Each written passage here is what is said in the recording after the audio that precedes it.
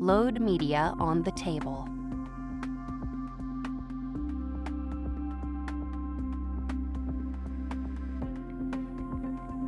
Select Adjust, then Nozzle Check. Adjust the print head height as needed.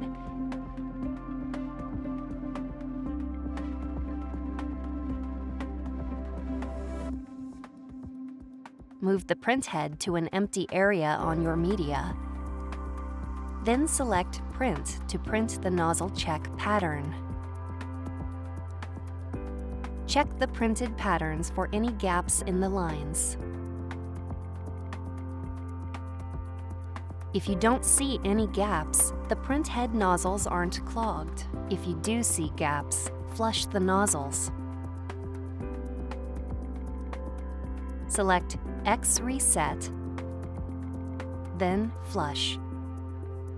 Print another nozzle check pattern. If you don't see any gaps, the print head nozzles have been cleared. If you still see gaps in the pattern, clean the nozzles.